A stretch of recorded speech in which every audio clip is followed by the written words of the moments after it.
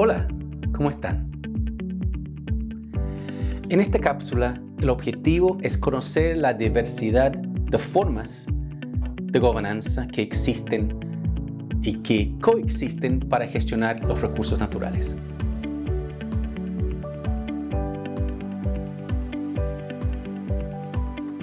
Cuando hablamos de recursos naturales, tendremos en cuenta que el término puede ser parcialmente inclusivo.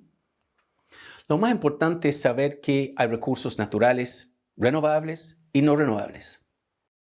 Ejemplos de recursos renovables incluyen pesquerías, recursos forestales, la misma agricultura con su gestión de suelos y el agua con su propio ciclo hidrológico.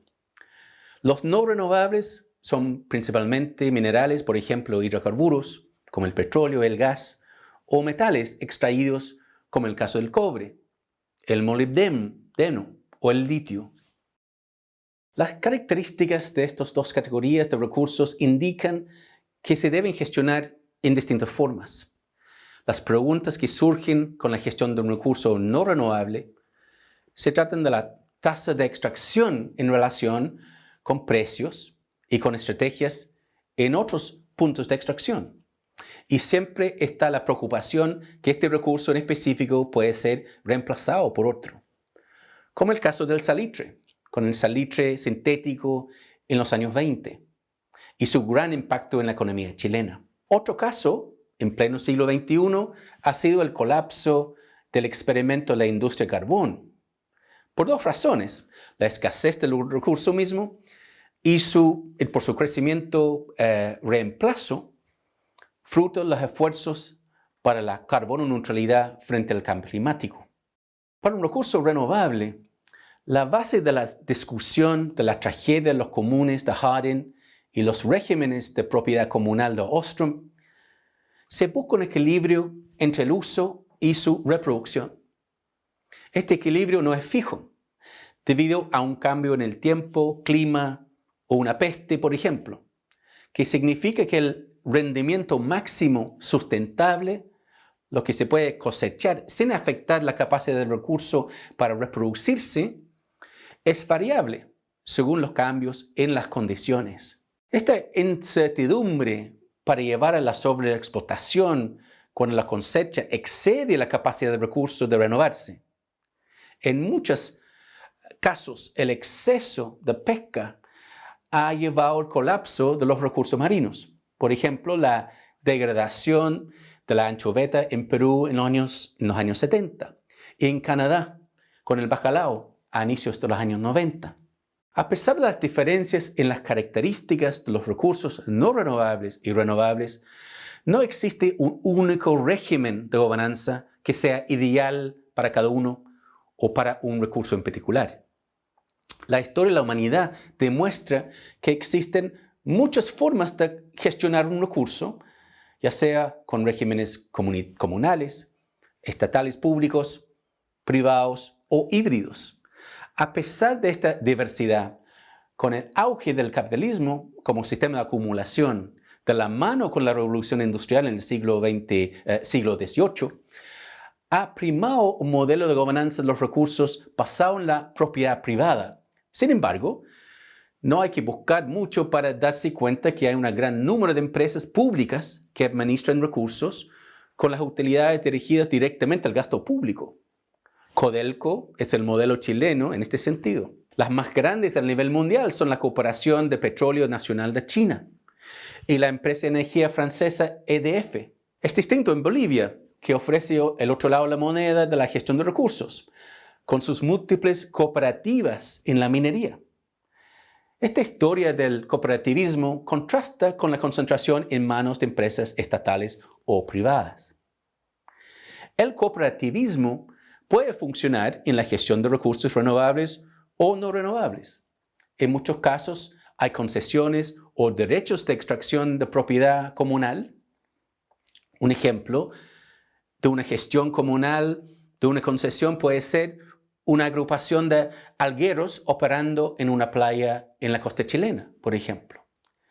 Sistemas cooperativos de gestión y producción de recursos, sean renovables o renovables, tienen largas tradiciones, muchas veces milenarias. Es importante no confundir los tiempos actuales, donde predomina el concepto de propiedad privada, basado en el capitalismo tardío, con la historia de diversas formas de gestión de recursos.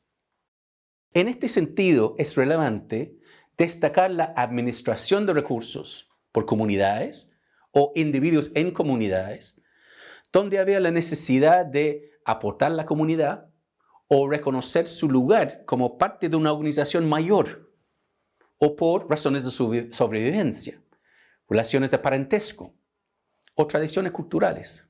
Pagar diezmos como parte de una participación en una iglesia es un ejemplo actual, basado en un sistema de tributación comunitaria antigua, como también fue el pago de un campesino a un lord con los cultivos mismos para el uso de su tierra durante la época feudal en Europa. Otros sistemas de gestión comunitaria incluyen los ejidos en México, creados por la Revolución Mexicana, con el propósito de crear comunidades autogestionadas con su título de tierra comunal. En su punto máximo, los ejidos controlaban 50% de la tierra agrícola en el país, con 20% de la población en 1990. En estos ejidos, según Thompson y Wilson, 3/4 de la tierra fueron comunal, el resto parcelas de producción por familia.